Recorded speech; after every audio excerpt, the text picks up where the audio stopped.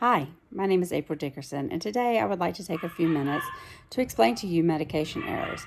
Medication errors is taught in the Nursing 330 course titled Law and Ethics for Healthcare Professionals at the University of Mount Olive's RN to BSN program.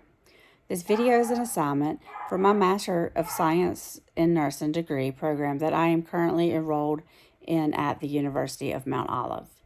As I quickly discuss medication safety, I will be focusing on the primary goal of the importance of applying safe medication administration practices in healthcare settings. The primary purpose of achieving this goal is to provide safe and efficient care to our patients. The use of the medication administration rights should be performed at every medication administration interaction.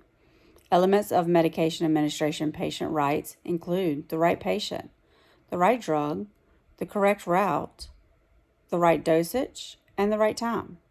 The nurse should also be knowledgeable on the medication usage, dosage, interactions with other medications, side effects, and adverse reactions.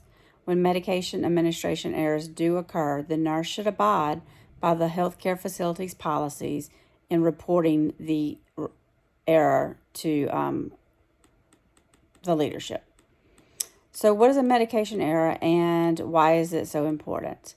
A medication error is defined as a preventable event that may cause or lead to inappropriate medication use or patient harm. Medication errors are directly related to an increased mortality and morbidity rate. Medication administration errors account for about 7,000 deaths annually. And the most common medication administration errors are related to the wrong dose, the wrong drug, and the wrong route of administration. I have a notable example of a medication administration error that occurred to me as the patient. After an allergic reaction with anaphylaxis symptoms, I presented to the emergency room. Immediate assessment was done by the physician and several nurses that were present.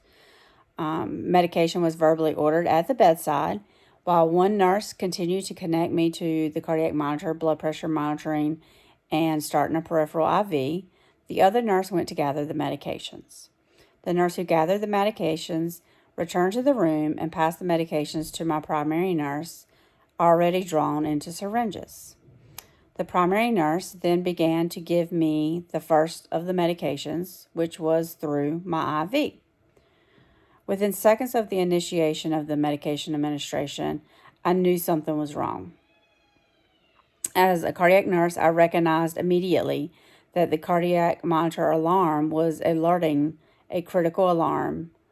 As I turned to look at the monitor, I noted that I was in supraventricular tachycardia with a heart rate of 190 to 200 beats per minute.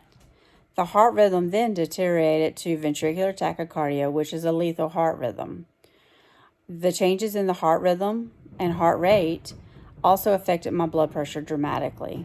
My blood pressure ranged from a high of 280 over 160 to a low of 70 over 40.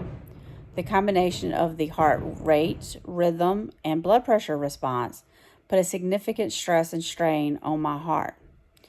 This strain led to a non-ST elevation MI. Later, after the event was over and I was stable, the physician and the primary nurse disclosed to me the event that occurred and the cause of the event. The event was caused by the wrong dose and the wrong route of epinephrine. The epinephrine dosage that I received was 3 times the amount that was ordered, and it was given intravenously instead of intramuscularly.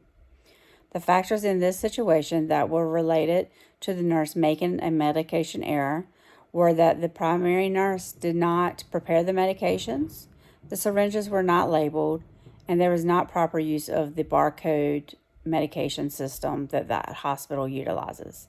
However, the nurse did recognize her mistake after the adverse reaction and did report it to the physician and leadership.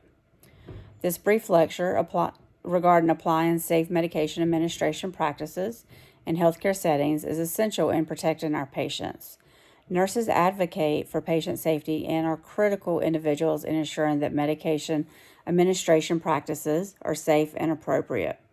Medication administration error reporting aids in the quality improvement projects and the process changes that the healthcare organization can implement to enhance safety.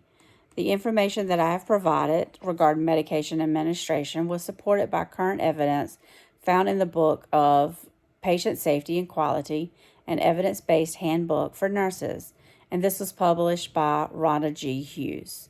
Thank you for your time and attention today. Please complete the brief survey provided through the Nursing Student Center and email it to my professor, Dr. Joy Kiefer, within 3 days. Thank you so much and have a great day.